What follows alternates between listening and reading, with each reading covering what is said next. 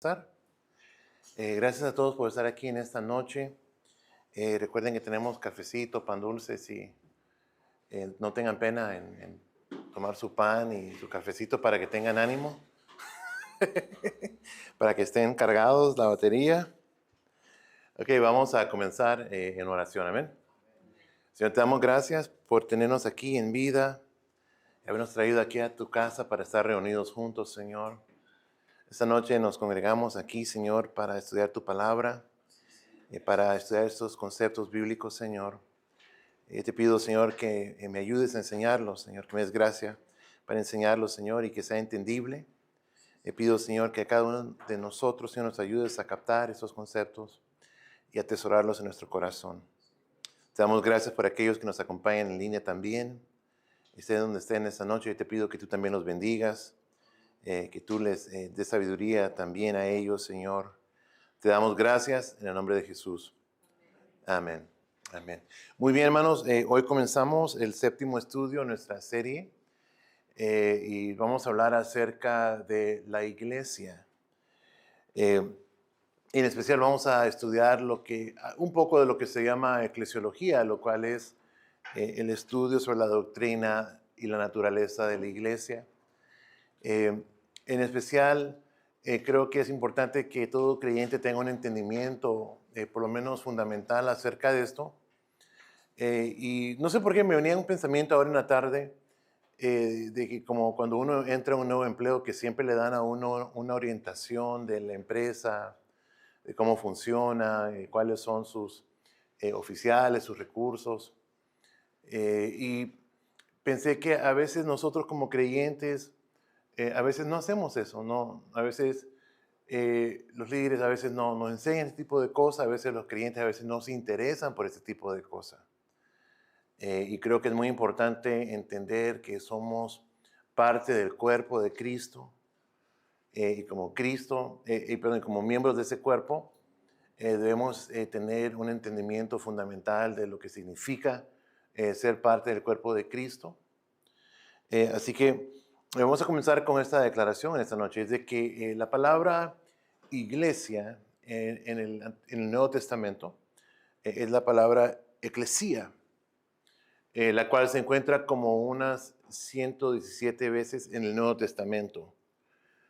Es una palabra que significa, y quiero que capten eso, es una asamblea convocada, o sea, de aquellos que han sido convocados, llamados, buscados,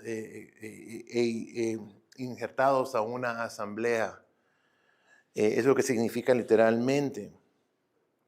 Y se refiere al cuerpo de Cristo. Y se puede referir en general ya sea a la iglesia aquí en la tierra o la iglesia en el cielo.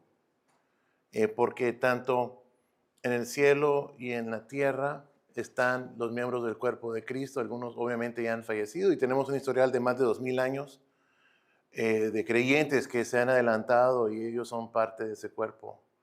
Pero típicamente cuando estamos leyendo acerca de esto y estudiándolo, estamos viendo términos acerca del rol de la iglesia en su función en la tierra.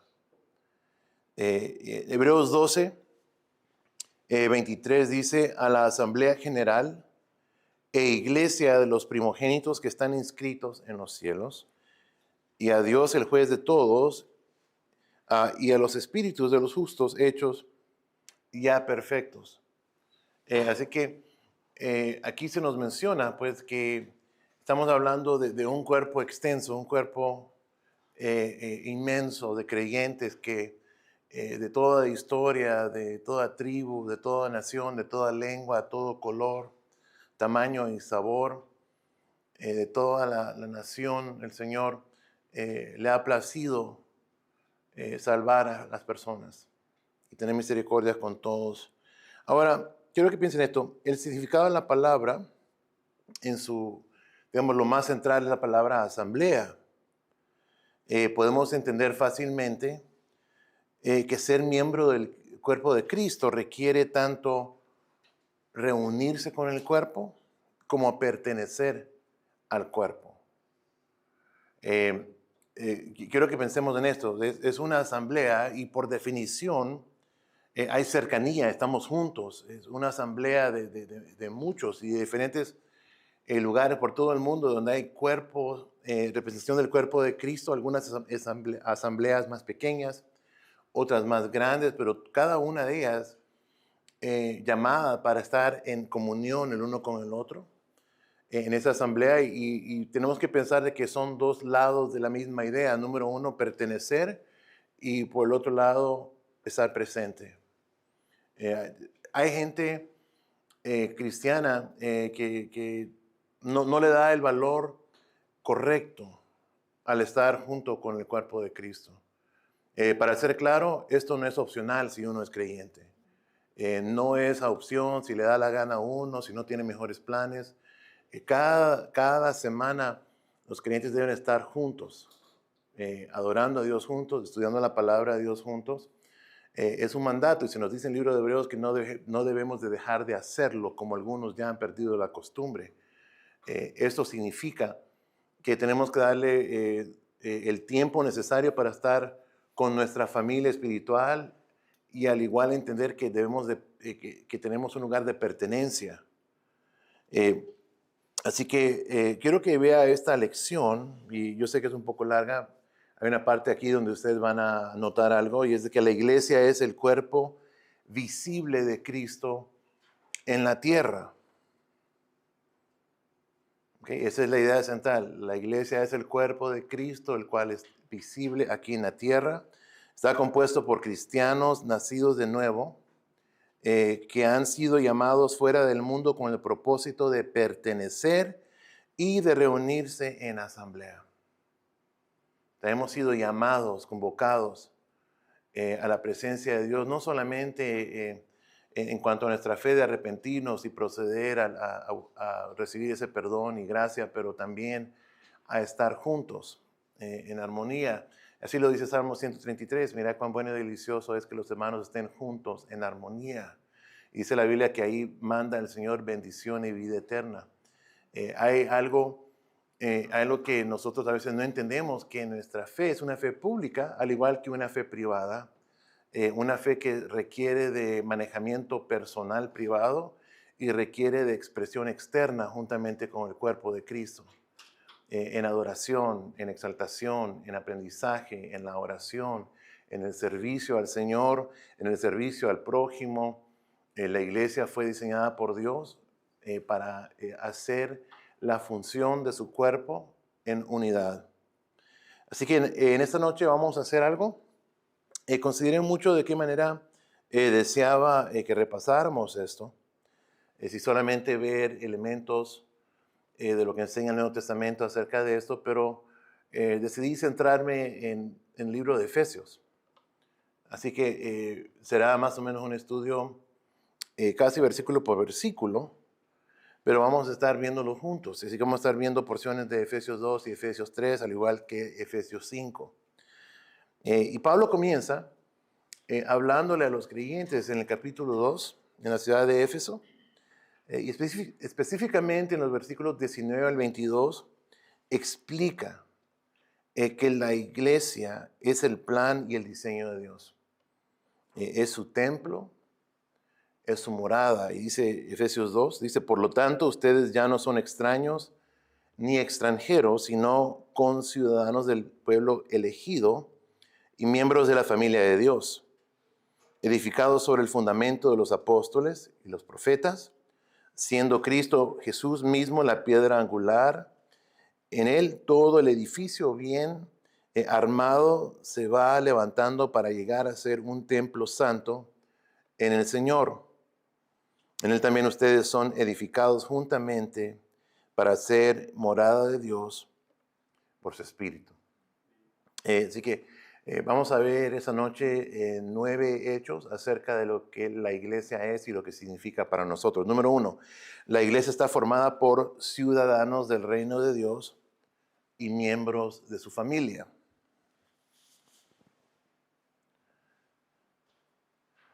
Para mí ya se puso demasiado caliente por acá. No, apenas le tomé un sorbito, pero es el heater. No es el café, es el heater. ¿Ok? Y se nos dice en el versículo 19, segunda parte, que dice, sino con ciudadanos del pueblo elegido y miembros de la familia de Dios. Así que la iglesia fue creada por Dios, fue creada para Dios. La iglesia es su familia. Y ustedes recordarán, porque lo he dicho muchas veces, que Dios está edificando una familia que estará con Él por toda la eternidad. Aquí en la tierra nuestras familias van a fallecer, van a partir. Esperamos en Dios que todos ellos vengan a fe en Cristo y nos reunamos otra vez en el cielo juntamente con ellos. Pero esa familia está siendo edificada más allá de la existencia terrenal y es una familia que estará junta con Él por toda la eternidad. En alguna ocasión u otra he hecho una pregunta que es difícil, pero que es muy penetrante. Y, por ejemplo, a los creyentes que no les gusta ir a la iglesia o estar en comunión con otros creyentes, y mi pregunta ha sido en tiempos, entonces, ¿para qué quiere ir al cielo? Si en el cielo vamos a estar con Dios y vamos a estar juntos. Se parece mucho a un domingo en la mañana, pero mucho más profundo, mucho más cercano. Podremos ver al Señor con nuestros ojos, no solamente con los ojos del corazón, oiremos su voz, no solamente su palabra escrita, estaremos juntos por toda la eternidad y ese es un gran reto y yo sé que puede sonar un poco grosero, pero creo que en todo lo que hemos visto en ese estudio ha sido para retar nuestra seguridad de nuestra fe, de nuestra seguridad de salvación y para también retar lo que creemos. La familia de Dios está diseñada para estar juntos y juntamente somos ciudadanos de ese reino en los cielos y somos miembros de su familia. Y entonces, eh, a veces, obviamente nosotros no tenemos opción a cuál familia nacimos o pertenecemos, pero sí decidimos si queremos ser parte activa de ella o no, si queremos tener cercanía con nuestros padres, nuestros hermanos, parientes, decidimos eso. Pero en cuanto a la familia de Dios, somos gente que pertenece y tenemos ciudadanía y Dios quiere que nosotros aprendamos a vivir de acuerdo al cielo aquí en la tierra. Entonces la iglesia está hecha por ciudadanos, no está hecha por gente extraña que no pertenece, sino que tenemos una ciudadanía mayor que la ciudadanía terrenal, ya sea que nacimos en México, Centroamérica, Estados Unidos. Todo eso está muy bien, de acuerdo a la cultura, se respeta y se ama a todas, pero al mismo tiempo hay una cultura mayor que es la familia de Dios y el reino de Dios. En segundo lugar, la iglesia fue construida sobre el fundamento de Jesús. Por eso en el versículo 20 se nos dice que este edificio está siendo edificado sobre el fundamento de los apóstoles y los profetas, siendo Cristo Jesús mismo la piedra angular. Hay personas que afirman tener fe en Dios, pero no afirman que Jesucristo es su Salvador. Y por eso hemos hablado tan profundamente acerca de esto, porque no hay ninguna otra manera ni al cielo ni al Padre sino por Jesucristo. Y Jesucristo es no solamente la puerta del redil por la cual entramos, también es el fundamento de nuestra fe, de todo lo que es la iglesia. Está fundada en nuestro Dios, el cual dio su vida por nosotros. Nuestra relación con Él es personal, no es algo impersonal o basado en reglas, sino que es basado en lealtad, amor, fidelidad, obediencia. Y son cosas que no se pueden legislar, no se pueden demandar, pero que se rinde la persona al señorío del Señor. Así que la iglesia no es la idea del mundo, no es la iglesia, no es la idea de una religión. Personalmente yo entiendo el doble uso de la palabra iglesia. Hay sectas que se llaman iglesias, pero no lo son. Se puede llamar iglesia culturalmente o legalmente, no hay ningún problema conmigo con eso, obviamente se respeta, pero no es la definición bíblica de lo que es la iglesia. La iglesia no es ni la cultura, lo que dicta la cultura o lo que dicta la religión tradicional, lo que dicen otras iglesias de sí misma, sino que la iglesia fue diseñada por Dios, fundamentada únicamente en Jesucristo, edificada por los apóstoles y por los profetas. Y la iglesia sigue siendo edificada por el Señor, y usted y yo somos parte de esa edificación que Él está haciendo. En tercer lugar, y eso va relacionado con lo que leímos ahorita, la iglesia es el templo santo de Dios. El templo santo de Dios. Ahora, quiero que piense en el uso de un templo. Hay gente que va como turista a otros países y visitan templos, ven la arquitectura del templo y todo eso tiene un efecto cultural, pero el propósito de un templo no es ser contemplado. El propósito de un templo, de acuerdo a la Biblia, es para que el pueblo de Dios se reúna y Dios se reúna con su pueblo. Es un lugar donde la gente le rinde adoración a Dios.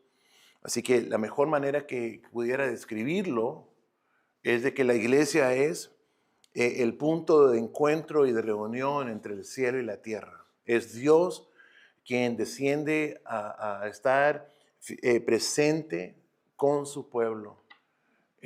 Alguna gente, he escuchado términos interesantes que para mí son muy interesantes y también aplican mucho en esto. Por ejemplo, alguien le llama a la iglesia la embajada del cielo. Interesantemente, cuando uno piensa en una embajada es un pedazo de tierra que es soberano, no le pertenece al país donde está, sino que le pertenece al país al cual esa embajada representa. Estados Unidos tiene embajadas en lugares donde ahí no está Estados Unidos del todo, en Afganistán, Pakistán, México, Canadá, y ese pedazo de tierra no le pertenece a ese país, sino que soberanamente le pertenece a la nación cuya embajada es. Entonces, la iglesia no le pertenece a la cultura, no le pertenece al país ni a la ciudad, en el sentido de quién es el dueño de ella, pero es un lugar que es la casa de Dios y es un templo y venimos a estar con Él. Ahora, no es el único lugar donde podemos encontrarnos con Él, pero sí es el lugar designado. ¿Se entiende? Podemos tener un encuentro con Dios en el carro, vamos manejando, vamos adorando a Dios, sentimos algo bello de su presencia, escuchamos su palabra, nos impacta. Podemos estar en casa leyendo la Biblia, adorándolo en privado. Podemos estar en un parque, en una playa, en un lugar de convenciones.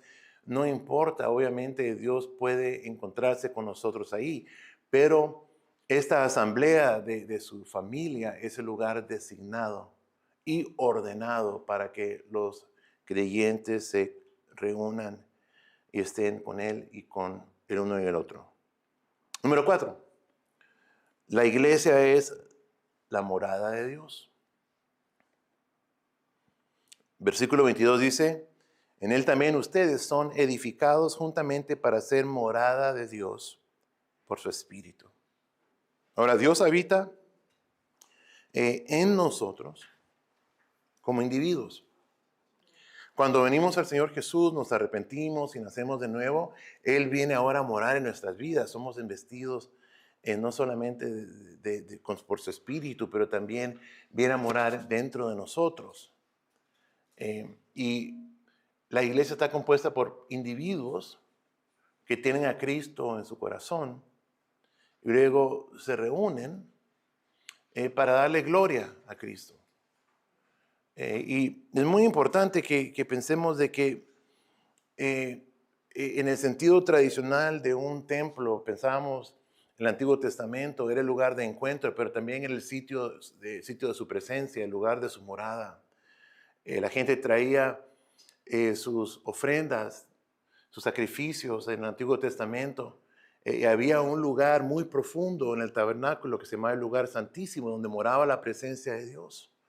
No podía entrar ahí cualquiera, pero cuando Cristo fue crucificado, se nos dice que hubo un terremoto y aquel velo que separaba a la gente de ese lugar santísimo se partió en dos. Y no era para que usted y yo pudiéramos entrar necesariamente a ese lugar, pero para que su presencia pudiera salir a donde está usted y donde estoy yo, a llenar nuestras vidas, nuestras casas. Él salió y ahora dice la Biblia que su gloria llena toda la tierra, no a como lo será algún día, pero literalmente porque usted cree en Dios, y usted cree en Dios, y en su casa reina Dios, Dios está siendo glorificado. Y donde están dos o tres reunidos en su nombre, nos dijo Cristo, ahí está Él en medio de ellos. Pero Él siempre está en la asamblea de los salvos. Está aquí. Estará aquí el domingo. ¿Okay? Su presencia estará aquí. Tocará corazones. Hablará a nuestro corazón. Cambiará mentes. Podremos adorarle y palpar de alguna manera personal su presencia, sabiendo que Él está con nosotros, tocando nuestras vidas. Como nosotros levantamos nuestras manos y abrimos nuestros labios, Él viene llenando nuestra vida. Y así que es un lugar de reunión, un lugar de encuentro. Es un lugar donde reposa su presencia, porque ahí está la gente que tiene su presencia. Ahora, Salmo 22, versículo 3 dice, sin embargo, tú eres santo, tú que habitas entre las alabanzas de Israel. O sea, cuando usted y yo nos reunimos para exaltar a Dios, estamos edificando un trono para Él. Él mora en nuestra alabanza y Él mora cuando estamos ahí con nosotros. La iglesia, la asamblea de los santos, no el edificio donde estamos nosotros, ahí está Él con nosotros en reunión. Ahora vamos a leer la segunda porción y es un poco larga. Le pido paciencia porque vamos a leer esta porción todos, así en privado, yo en voz alta. Pero este es gran parte del fundamento de lo que vamos a seguir estudiando.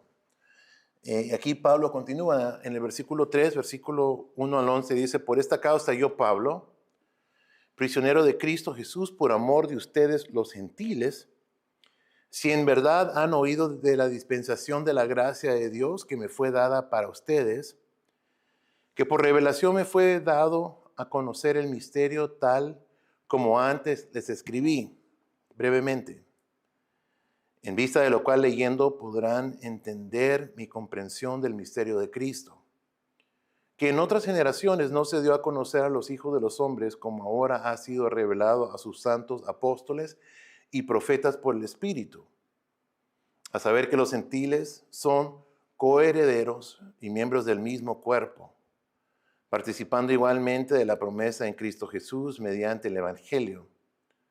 Es de este Evangelio que fui hecho ministro, conforme al don de la gracia de Dios que se me ha concedido, según la eficacia de su poder. A mí, que soy menos que el más pequeño de todos los santos, se me concedió esta gracia, anunciar a los gentiles las inescrutables riquezas de Cristo y sacar a la luz cuál es la dispensación del misterio que por los siglos ha estado oculto en Dios, creador de todas las cosas. De este modo, la infinita sabiduría de Dios, otra versión dice la multiforme gracia de Dios, sabiduría de Dios, puede ser dada a conocer ahora por medio de la iglesia a los principados y potestades en los lugares celestiales, conforme al propósito eterno que llevó a cabo en Cristo Jesús, nuestro Señor. Bien, aquí nos da un fundamento porque en esta porción nos sigue explicando lo que es la iglesia. Y le pido que por favor anote lo siguiente. Número 5, la iglesia es un misterio dado a conocer en el Nuevo Testamento.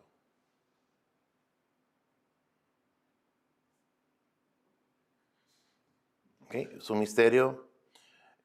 Interesantemente, la palabra misterio yo creo que convoca en nuestra mente muchas diferentes ideas. Pero en términos bíblicos, cuando la Biblia habla de un misterio revelado, una revelación, es literalmente la idea es que se abre, por ejemplo, aquí están las ventanas, ¿no? Y tienen estos blinds, y simplemente se abre para que entre luz, o hay cortinas y se mueve la cortina para que entre la luz. Y en este caso, quiero explicar lo siguiente. La palabra iglesia no existe en el Antiguo Testamento. ¿Okay? Ahora, se pudiera ver la convocación de la asamblea, por ejemplo, del pueblo de Dios cuando salió de la esclavitud. Fueron convocados para adorar a Dios en el desierto y luego para ser llevados a una tierra prometida. Era la asamblea del pueblo de Dios y luego ese pueblo fue esparcido, fue sembrado en el lugar de promesa. Y ese es el pueblo de Israel. La iglesia no es el pueblo de Israel. Dios tiene un plan para el pueblo de Israel. Tiene un plan que se llevará a cabo. Y usted puede leer el libro de Romanos, últimamente cómo ellos vendrán a fe en Cristo, incluso en medio de la tribulación, cuando se presente el anticristo en el templo y lo contamine por completo y lo haga abominación, el pueblo de Israel volverá a su Señor y verán a Jesús como su Mesías. Y es exactamente lo que Jesús dijo antes de ser crucificado. Dice, ¿cuántas veces no quise salvarte? Como una gallina salva a sus polluelos. Pero dice, pero tú mataste a todos mis profetas. Y no solamente a los profetas de él. En unos días lo iban a matar a él. ¿Okay? Entonces, ese pueblo, por medio de sus líderes, ha rechazado al Mesías, pero pronto, en ese tiempo. Ellos volverán al Señor. Ahora, recuérdense cuando estudiamos acerca de escatología y dijimos de que la pregunta es ¿dónde está la iglesia? Que la iglesia parte y luego inmediatamente comienza esa porción de 7 años y la iglesia estará en el cielo con su Señor. La iglesia es algo separado a Israel. Somos pueblo de Dios. Y hay gente judía que también es creyentes en Jesucristo. A ellos se les llama judíos mesiánicos. Ya han aceptado a Jesús como Mesías. Y hay congregaciones por todo el mundo de gente judía que ama a Jesucristo, que sirve a Jesucristo. Pero el pueblo de Israel en general no ve a Jesús como su Salvador ni como su Mesías. Lo han rechazado por un tiempo. Y en ese tiempo que ellos han rechazado al Señor, Dios ha estado obrando en nosotros, los que no somos judíos, los gentiles. Y así que no se menciona en el Antiguo Testamento, Dios estaba obrando con el pueblo de Israel, pero Jesús habla de esto, dice primero de hablar de esto en Mateo 16, 18, después de que Él hace una pregunta a los discípulos y les hace la pregunta, ¿quién dicen los hombres que soy yo? Y luego ellos respondieron, algunos dicen que eres Elías o el profeta, y luego les hace la pregunta, ¿pero quién dicen ustedes que soy yo? Pedro hizo una declaración bellísima, que Él es el Salvador. En el versículo 18, Jesús le contesta y le dice, yo te digo que tú eres Pedro, y sobre esta piedra edificaré mi iglesia, y las puertas del infierno no prevalecerán contra ella. Usted y yo leyendo esto 2000 años después de que sucedió, no pensamos dos veces de que Jesús dijo iglesia, donde no había iglesia, donde el pueblo no había escuchado la palabra iglesia, donde no sabían que Dios tenía un plan para los gentiles, que Dios estaba edificando una familia. El Antiguo Testamento no habla acerca de la iglesia en sí, no lo menciona y por eso se le llama un misterio, que es revelado en el Nuevo Testamento por Jesucristo y luego ampliado por los apóstoles. Y luego podemos leer en el libro de Hechos cómo Dios comienza a llamar a los gentiles a Él y vienen a Él. Y luego los apóstoles oran y buscan a Dios para saber de qué manera deben de trabajar con los gentiles, reciben dirección. Y siempre hay un trato directamente con la iglesia que es diferente al pueblo judío, al pueblo israelita.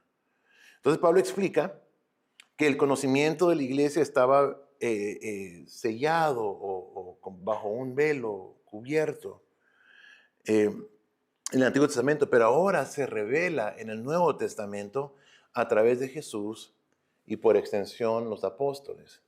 Versículo 4 y 5 dice, en vista de lo cual leyendo podrán entender mi comprensión del misterio de Cristo, que en otras generaciones no se dio a conocer a los hijos de los hombres, como ahora ha sido revelado, a sus santos apóstoles y profetas por el Espíritu.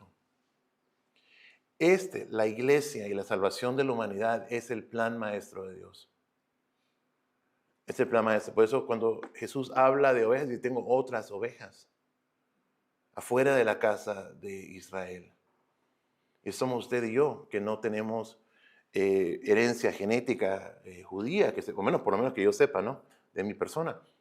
Eh, entonces, somos ahora parte del pueblo de Dios, de la familia de Dios. Y el concepto no viene tras el establecimiento de una iglesia formal de Roma, pero viene por Jesucristo, quien habla que Él edificará su iglesia. Que esa iglesia fue edificada por la enseñanza de los apóstoles, que sigue siendo edificada por todo el mundo. ¿Okay? A medida que la gente sigue añadiéndose a la iglesia. Hecho número 6. La iglesia es un solo cuerpo. Primera parte del versículo 6 se nos dice que los gentiles son coherederos. Este concepto en el Antiguo Testamento al pueblo judío hubiera sido asqueroso. Los gentiles eran en la mente de ellos gente inferior. Incluso el odio que sentían por Samaria era porque eran mezclados judíos con gentiles.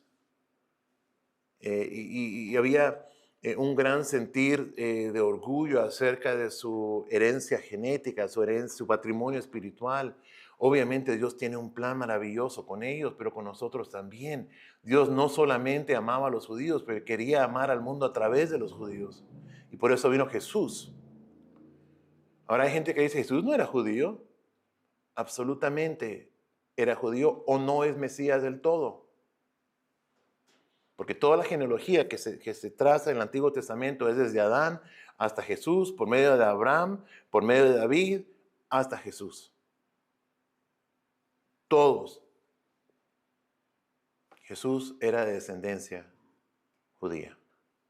¿Okay? Y somos un solo cuerpo. Por eso cuando se nos muestra en el libro de Apocalipsis una imagen del cielo, se nos muestran multitudes sin números.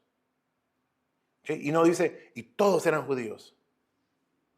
Era toda una asamblea de toda nación, de toda tribu, de toda lengua, convocados en el cielo como familia de Dios. Así que esto ahora en el Nuevo Testamento se nos enseña que ese es el cumplimiento del plan de Dios, el rescatar a toda la humanidad. Así que explica que la iglesia es un cuerpo, compuesto tanto por judíos como por gentiles, de cada tribu y nación. Gálatas 3:28 nos dice, ya no hay judío ni no judío, o sea, gentil, esclavo ni libre, hombre ni mujer, sino que todos ustedes son un solo cuerpo en Cristo Jesús. Es el cuerpo de Cristo. Somos uno. No hay distinción. Rico, pobre, latinos, blancos, negros. No hay distinción. Somos un cuerpo. Es algo muy interesante porque muchas veces el creyente aquí en la tierra es primeramente de su cultura o su política antes de Cristo, y eso es al revés. Gente que primeramente es negra, primeramente es latina, o primeramente es blanca, primeramente demócrata, o primeramente republicano, primeramente hispano. Eso es un gran error. No somos eso principalmente. Somos el cuerpo de Dios. Y aunque usted tenga un sabor latino, tenga lengua española, tengamos nuestros modismos, nuestra cultura, nuestra manera de ser, primeramente usted es un creyente, es parte de la familia de Dios. Su mayor honor y su mayor privilegio es ser parte del cuerpo de Cristo. Así que se nos dice, todos son uno en Cristo Jesús. Hecho número 7. La iglesia está formada por coherederos de las bendiciones de Cristo. Coherederos. Versículo 6 se nos dice, a saber que los gentiles son coherederos y miembros del mismo cuerpo, participando igualmente de la promesa en Cristo Jesús mediante el Evangelio. Somos salvos por las buenas nuevas de salvación, por el Evangelio.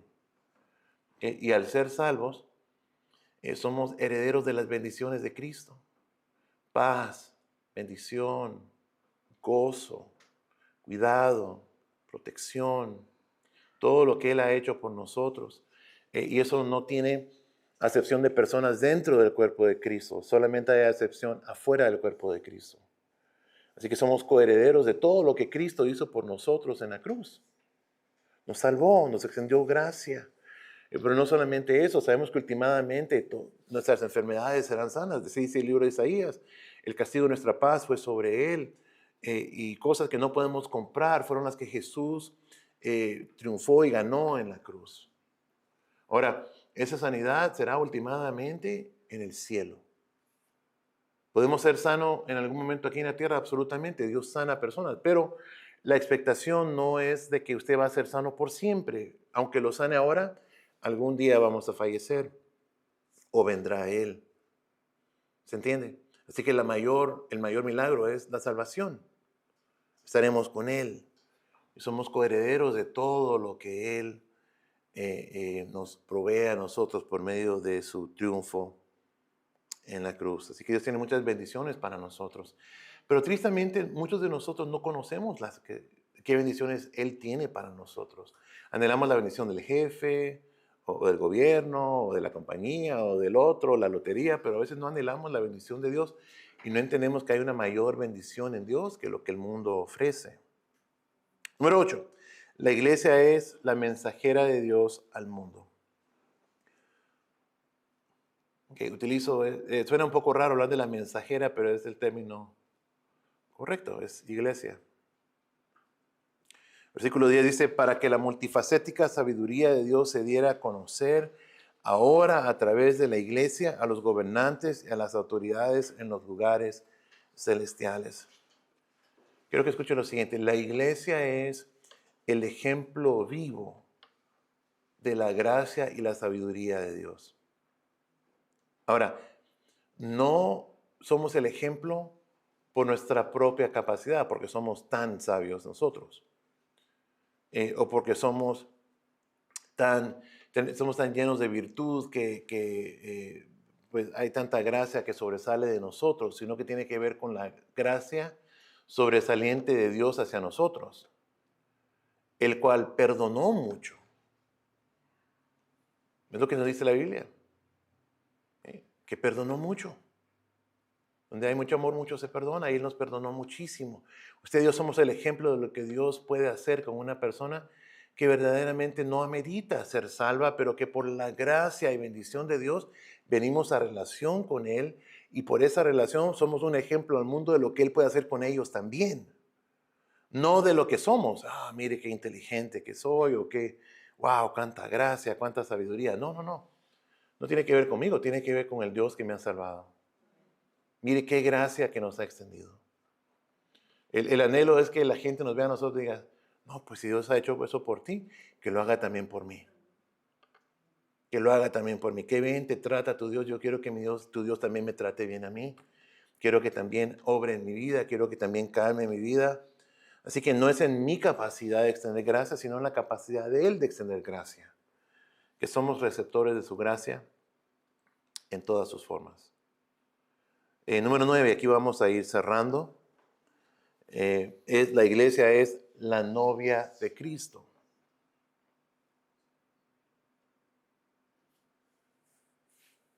Y para poner un fundamento de lo que eso significa, vamos a ir a una porción en Efesios. Hay algo muy parecido en la primera epístola de Pedro, capítulo 2, donde se usa al matrimonio terrenal como un ejemplo del amor de Dios por nosotros. Hay otros ejemplos de matrimonios, de relación entre Dios y su pueblo que no son muy favorables. Por ejemplo, el Antiguo Testamento, donde el pueblo de Dios es comparado a una ramera por la traición a Dios. Pero en este caso estamos hablando de una iglesia, el cuerpo de Dios, y Él está obrando en nosotros. Efesios 5 dice, esposos amen a sus esposas, así como Cristo amó a la iglesia y se entregó a sí mismo por ella. Ese es el modelo del matrimonio, pero el modelo debe ser también estudiado y aprendido. Es Cristo el modelo, cómo nos ama a nosotros. Y dice, para santificarla, Él la purificó en el lavamiento del agua por la palabra, a fin de presentársela a sí mismo como una iglesia gloriosa, santa e intachable, sin mancha, ni arruga, ni nada semejante.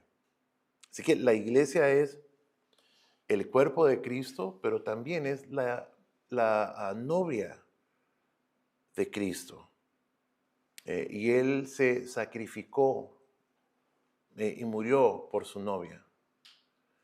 Es muy interesante, a veces nosotros no captamos esto, pero en la cultura hebrea, por ejemplo, cuando estudiamos el libro de Juan el año pasado, vimos el primer milagro que el Señor hizo, que fue de tomar una vasijas de agua y convertirlas en vino.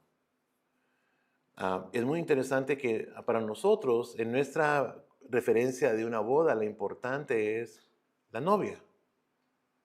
El novio llega como 1 o 2 horas antes, los chambelanes, la audiencia, todo el mundo está ahí. La novia puede llegar como 1 o 2 horas tarde y todo el mundo está esperando a la novia. Pero en la mente hebrea, en esa cultura, el principal era el novio, no la novia. En ese milagro, quien iba a quedar mal era el novio. ¿Okay? En este caso, el principal de la historia no es la novia, es el novio, es Cristo, el novio. ¿Okay? Nosotros somos el pueblo adquirido por Él, el precio que Él pagó por nosotros, Él fue sacrificado por nosotros para rescatarnos, pero el principal de la historia no es la iglesia, no es la novia, es el novio. Así que Él murió, se sacrificó y al tercer día resucitó por su novia. Ascendió al cielo para preparar morada y lugar para su novia. Volverá para llevar a su novia, para presentársela a Él. Y estudiamos anteriormente de que habrá un evento conocido como la boda del Cordero. No la boda del novio, de la novia. Es la boda del Cordero. ¿Okay? Y nosotros seremos presentados sin mancha, sin arruga. Una iglesia triunfante, gloriosa.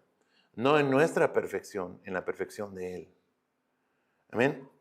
Entonces, Jesús tiene una relación con su novia. Y nosotros que servimos al Señor somos como el mejor amigo.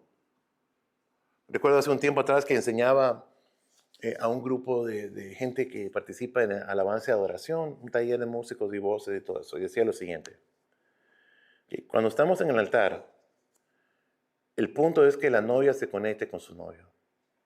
Nosotros somos como el mejor amigo de los chambelanes. Y el mejor amigo nunca se mete en medio, nunca busca ganar el afecto de la novia, nunca busca ganar la lealtad o el cariño de la novia, busca que el novio y la novia cumplan su propósito. Imagínense, entonces les decía a ellos, imagínense que estamos en una boda y el mejor amigo de repente comienza a coquetear con la novia. Dice, no le mete el novio un trancazo en la cara por meterse donde no debe. Pues igual, lo que servimos al Señor, la gloria no es para nosotros, es para Dios. Estamos aquí para servir, para facilitar, pero la gloria nunca es de los que sirven y mucho menos de los que estamos en el altar. No es para lucir, es para Dios. Resulta ser que el altar es de Dios, no de aquellos que pisan el altar. Entonces, todo es la relación entre Cristo y su novia. Entonces, en primer lugar, ¿cuál es esta relación que ha hecho por ella? Él la ha santificado a la iglesia. Por favor, anótelo. Y se nos dice en el versículo 26 que es para santificarla. Y la palabra santificar significa algo, y quiero enseñárselos físicamente. Literalmente significa separación. Nosotros tenemos un concepto de la palabra santidad o algo así como perfección. Y tiene su aspecto de perfección. Dios es santo, pero es apartado. Y literalmente la palabra, el concepto de la palabra es que somos apartados de algo y acercados o consagrados a otra cosa.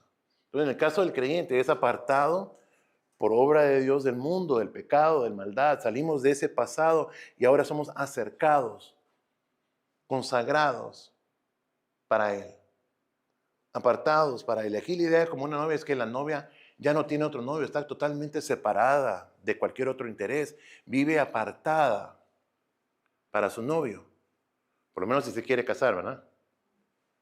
Okay. Y quiero que piensen lo siguiente, Cristo también se santificó por su iglesia. Nos dice Él mismo en Juan 17, 19, y por ellos me santifico para que también ellos mismos sean santificados en la verdad. Recuerde cuando hablamos del bautismo de Jesús, no era para perdón de pecados, era para consagrarse para su misión.